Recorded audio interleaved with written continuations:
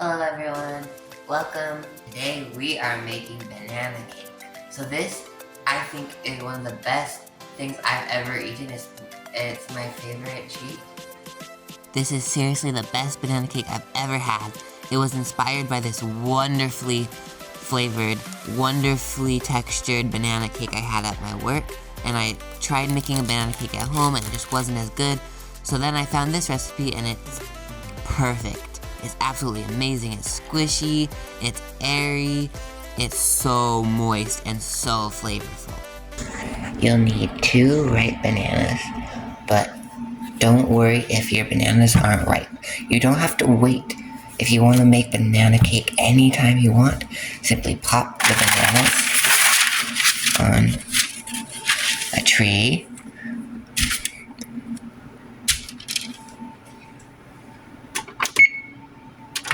And bake at 300 degrees Fahrenheit until completely black. So just preheating the oven. Alright, now you're good when it's preheated to pop them in the oven and just keep them there until they're black and then take them out.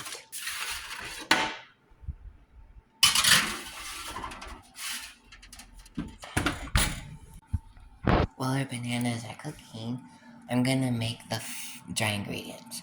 So first, you're gonna want 3 cups all-purpose flour.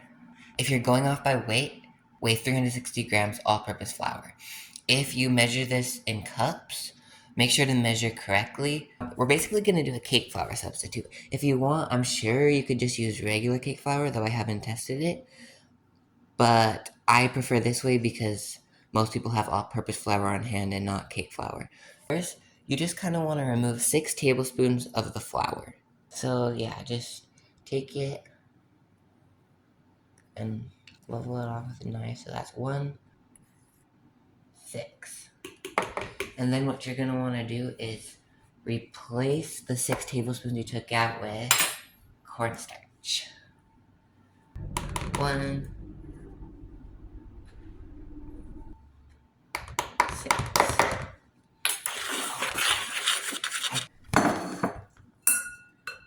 Just sift it. And this is a pain, but be sure to measure it like this because do all these steps, because if you have too much flour, it really ruins it. And once you sift it the 3rd time, you have cake flour. Then you're just going to want to accurately measure this, 3 cups of it, and you won't use all of it. And then that's what you use for the flour. 3. And see, we don't use all of it. Okay, you can be done. Now our bananas are ready. Take them out. Let them cool.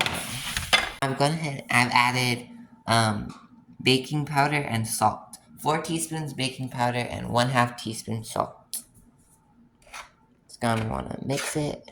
Then you're gonna want to whip 2 cups white sugar and 1 cup softened butter until it's light and fluffy.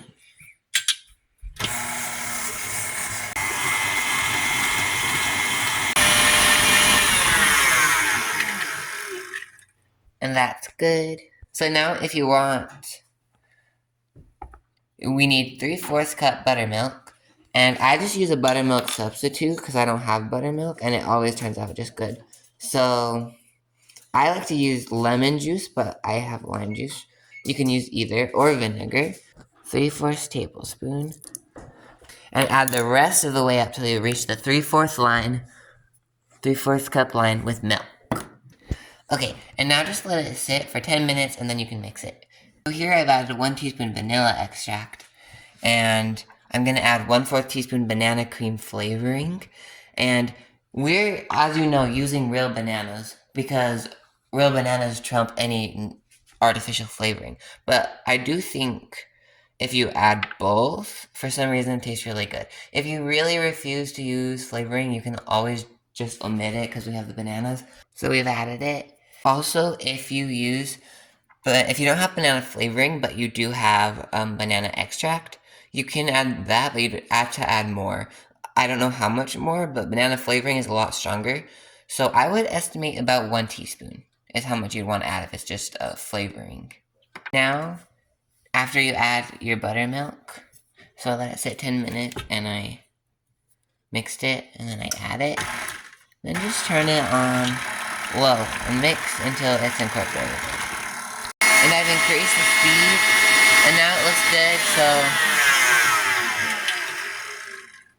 now the next step is to blend your batter with the bananas. Blending the bananas gives the banana cake much better texture, and I highly recommend it if you can.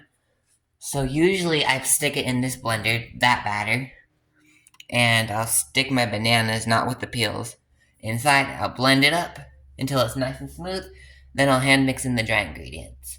But my blender, I did not know when I started this video, sadness, is broken. So I'm gonna have to use the immersion blender. But usually I just use this blender.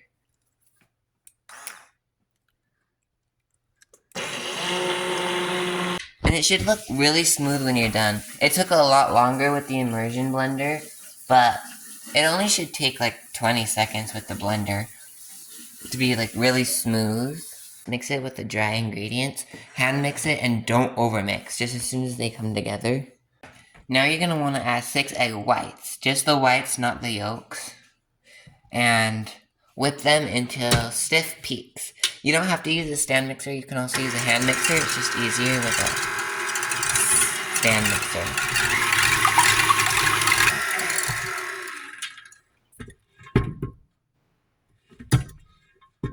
Now just add the egg whites into the rest of the batter and fold it in gently, trying to keep the air. And just fold it in. I folded it in. So put it in a 9 by 13 inch pan, preferably a metal pan just so the baking times are similar. If you do it in a glass pan, it might take less time. I put parchment paper in there and sprayed it with nonstick spray. And then have it 350 degrees preheated oven.